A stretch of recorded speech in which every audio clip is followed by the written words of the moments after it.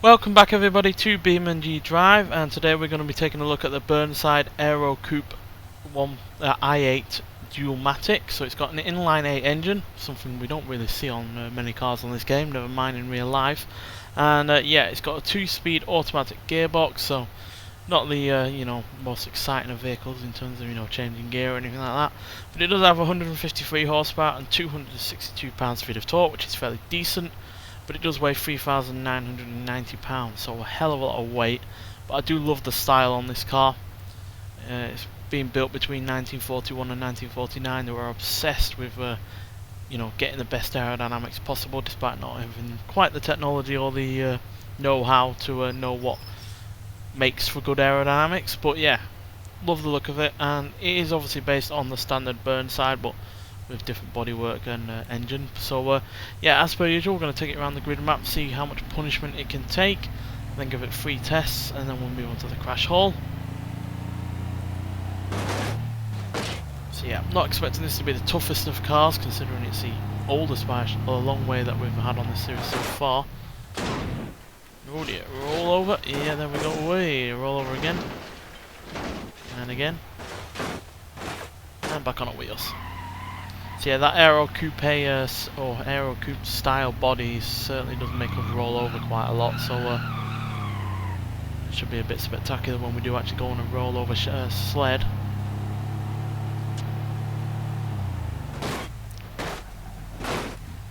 It's going to have quite soft suspension, being quite old.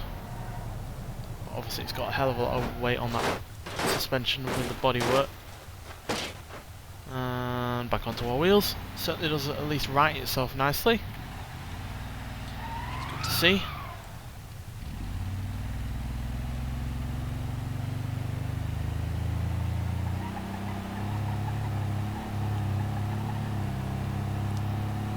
Suspension still seems to be mostly there, so that's alright.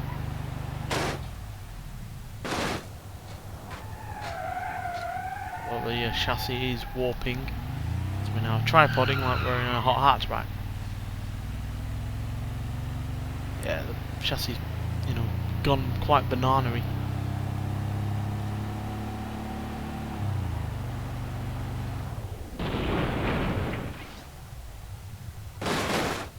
That certainly won't help. Well, the radiator's leaking as well now, so we're on borrowed time.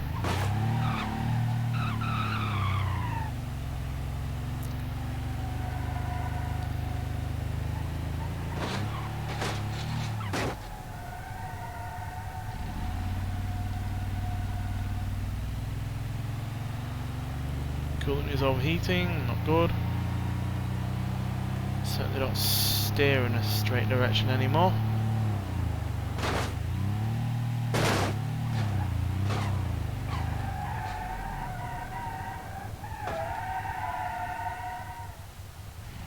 Certainly taking a lot of punishment though.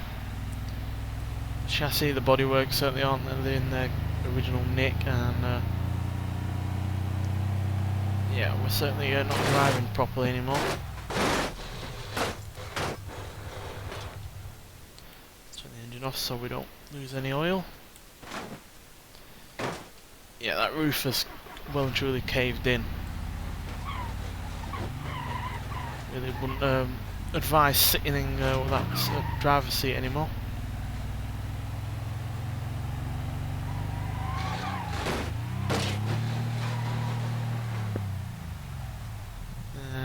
Down we go.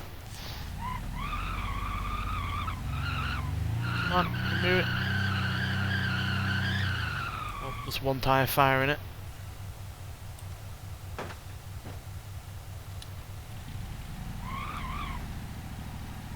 Come on, still got some life in you surely. It's extremely low at the front now.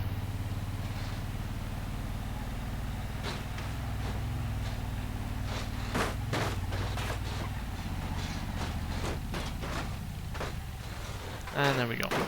So yeah, that took a lot of punishment, to be honest. Yeah, the roof is completely caved in, the bodywork is pretty much all dinted on every part of it, and yeah, radiator going, wheels are all at auto angles, so yeah, I'd say that survived really rather nicely, and yeah, It's a reasonably quick car as well, despite having only 153 horsepower and weighing nearly 4,000 pounds. It can do 0 to 60 in 10.3 seconds, yep, and 0 to 100 in 28.1 seconds, and go to a top speed of 127 miles an hour, despite obviously only having 2 speeds to work with. So yeah, not the sportiest of cars because of that 2-speed auto, but is it the worst? Oh, rear drive shaft has broken. Never mind, we're going to respawn here anyway. So yeah, like a lot of old American cars, the drive shaft is quite a weak point. Oh, it's changed the colour of the car. I hate it when it does that. Let's get it back, because I like the colours that I chose for it, to be honest. So it's fire red and bone white. Let's get it back. No idea how to save colours on a car, so yeah, we'll probably have to change it back at some point.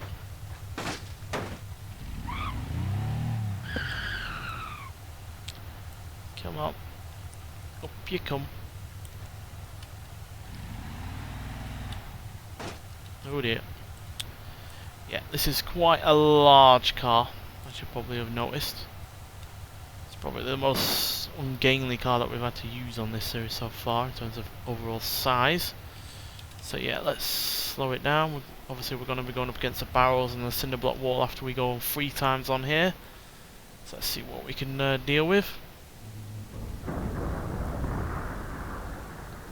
Imagine this is going to roll quite a fair bit given that roof shape. Or maybe not.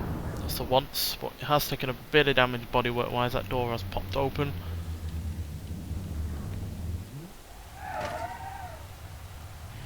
It looks like the suspension has collapsed on one side by a slight degree there, so that's not a good sign.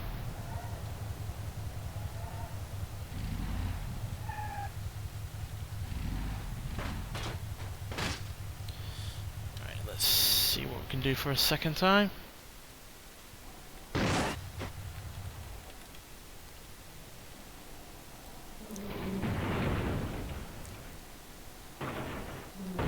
We've rolled a bit more this time. There goes the boot lid.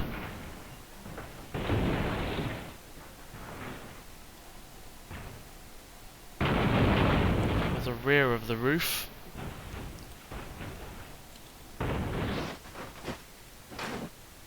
Oh, did a full roll, didn't have to turn the engine off for that. So yeah, definitely taken a lot more damage that time round. Particularly in terms of bodywork, but yeah, I can tell the chassis has bent somewhat because we're struggling to put the power down.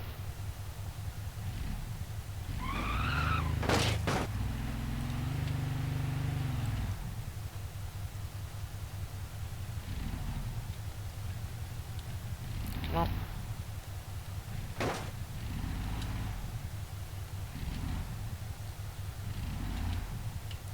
Right, 3rd time's the charm. Let's see if it can handle this one.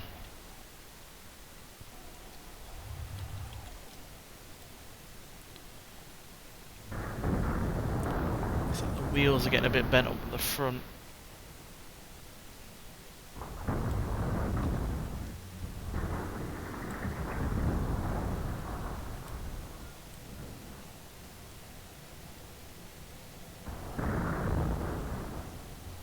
Yeah, one of those wheels is definitely broken now.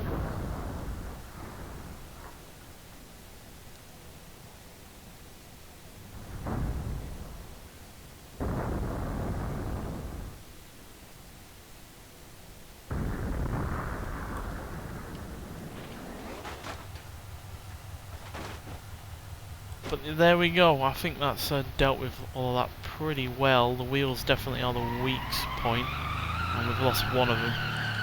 So yeah, we saw it snap as it rolled over, but yeah, I think it's dealt with that okay, to be honest. The roof has dealt with it alright.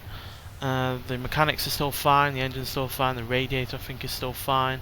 Driveline obviously, and the rear wheels are okay. It's just really one of those front wheels that has let the side down, but overall, yeah, fairly solid. So let's see what happens when we crash into some explosive barrels. So I imagine this is going to eviscerate the front, but how much we'll have to see.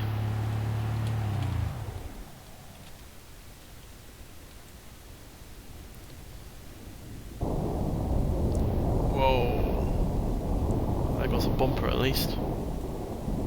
And the rear bumper, in fact.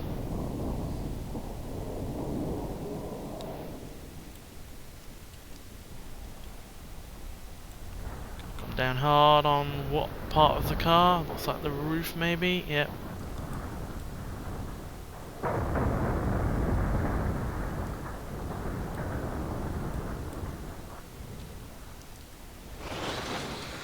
Pretty devastating explosion there.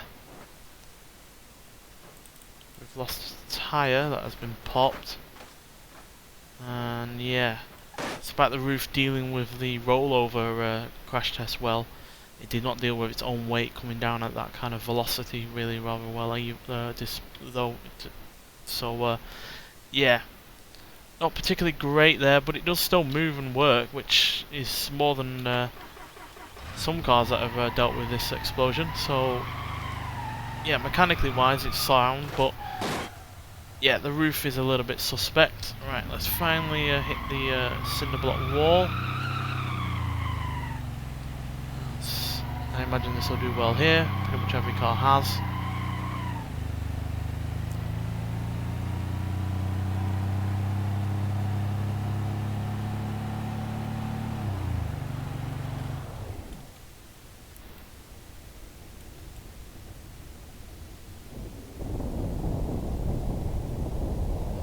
That's a surprise, one of the wheels is broken. I was not expecting that. The radiator is also gone. That's a fair bit of old bodywork damage at the front with the fenders are peeling away. Was not expecting that.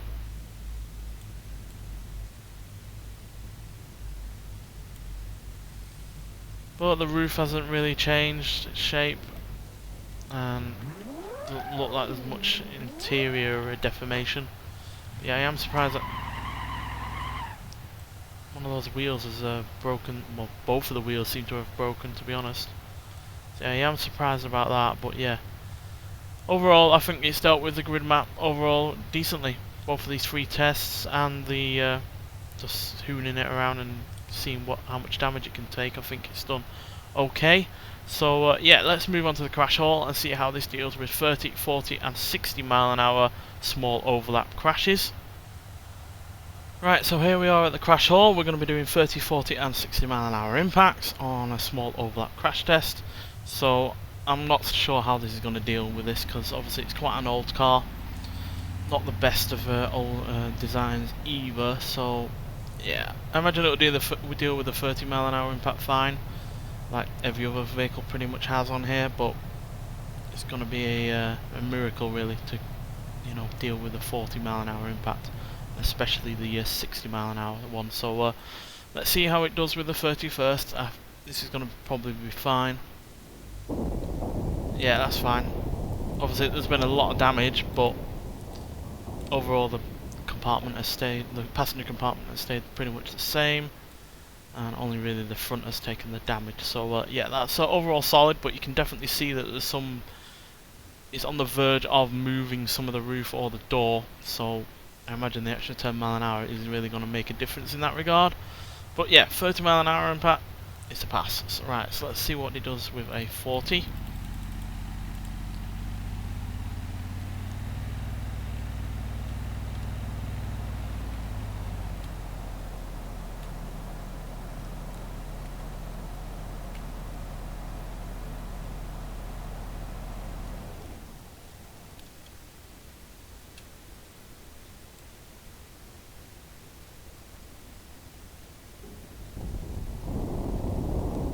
Well, that's not as bad as I was expecting it to be honest. The door has popped open, and since there's no seat belts on this car, that would put anyone in the car at risk of falling out of the vehicle. But yeah, I was expecting the roof to go a lot more, and yeah, for the door to maybe be unopenable, which is probably worse than popping open itself. So yeah, that's a lot better than I was expecting it to be. So yeah, maybe the 60 mile an hour impact will surprise us, but I'm not expecting it to be honest.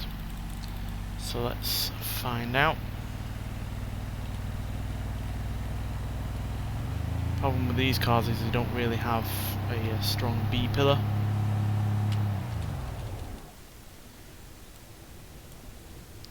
Which is the ultimate weakness of a lot of classics.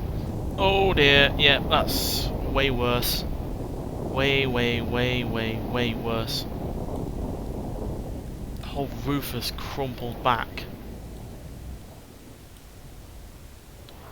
The door is now about a foot taller than it should be. And yeah, I'd be surprised if anyone survived that, to be honest. Especially on the driver's side. Yeah, the steering wheel is where your face would be because it's jutted forwards and up. Yeah, that is devastating, and obviously without seatbelts you're all going to go flying forwards, and yeah, you're going to hit the hard dashboard and hard steering wheel. Yeah, that is a failure, no doubt about that. 30 mile an hour impact wasn't, and 40 mile an hour impact you might well survive, but definitely not the 60. That is a massively crumpled wreck. And yeah, it's just a heap of metal now. So yeah, there we go. So let's move on to the highway and see what this car deals with in terms of two similar sized vehicles and then one vehicle that really isn't. Right, so here we are at the highway, and we're going to be crashing into two similarly sized and similarly weighty vehicles at 60 mile an hour, and then a vehicle that really isn't anywhere near the kind of type of vehicle that this is in terms of weight and size. So yeah, let's get going. Now we're going to be going up against a Blue Book police car. It's about 70 pounds lighter than this, but that's not much difference, to be honest, considering the difference in age and all that lot.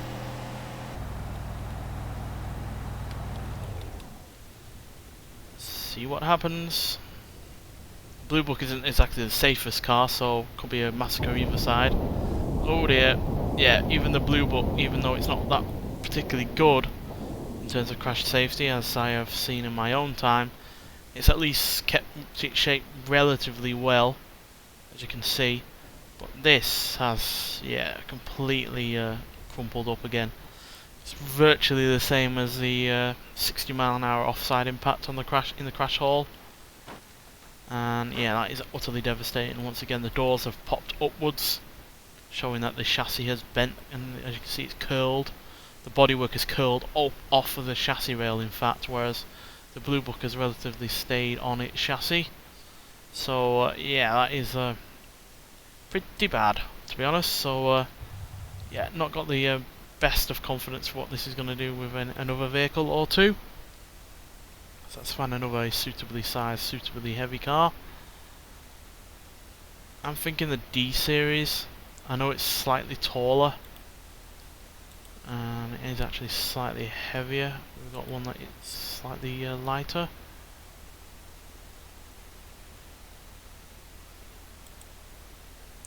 Nope, I don't think so. I think these are all pretty heavy, to be fair. Which I guess is no surprise, really. They are a pickup truck after all. Yeah, we'll just try something else.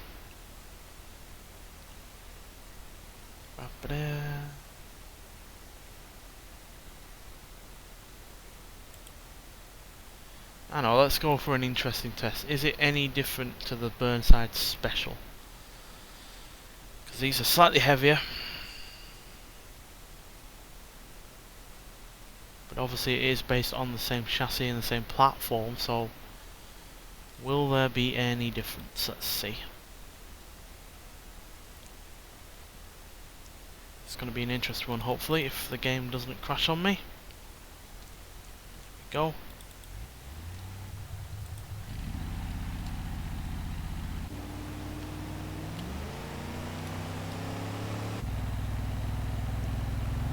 Special has a 3-speed auto, we only have the 2-speed.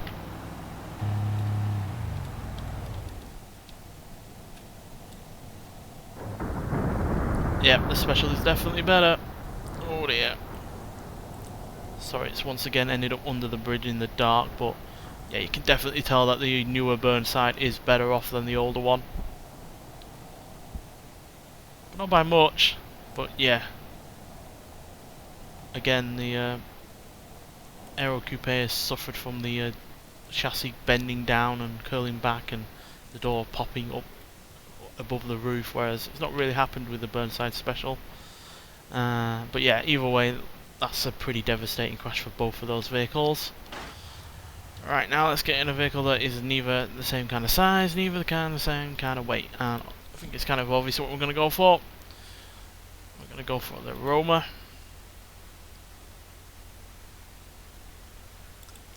What we're going to go for? We'll go for the Fire Chief version. We've already had the police, let's have the Fire Brigade now.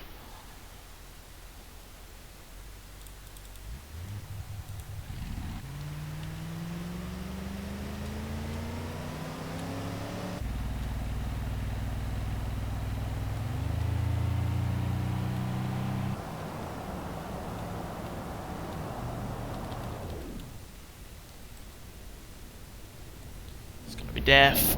Yeah, definitely deaf. The Roma has gotten away with that practically perfectly.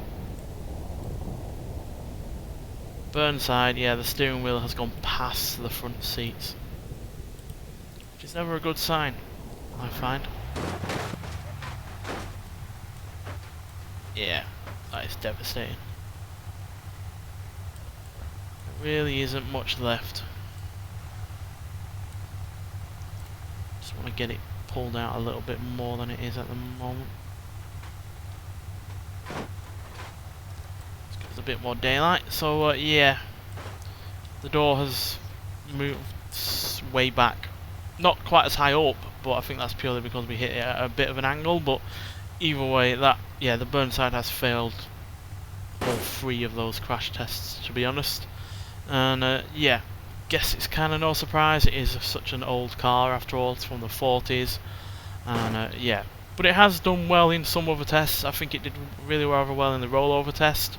If it wasn't for landing on its roof so heavily, it would have done even better on the explosive barrel test. Did fine in the cinder block test, and also going around the grid map and crashing it into things. But yeah, only really the 30-mile-an-hour impact on the offside test was good. 40 and 60 were a bit more suspect, especially the 60-mile-an-hour impact, and it's failed all 3 of these crash tests here. So yeah, not particularly great, but then again, I guess that's no surprise given the age of the vehicle, and yeah, obviously the older the car, the worse the design is going to be. But nonetheless, thanks for watching, and I'll see you in the next one. Bye.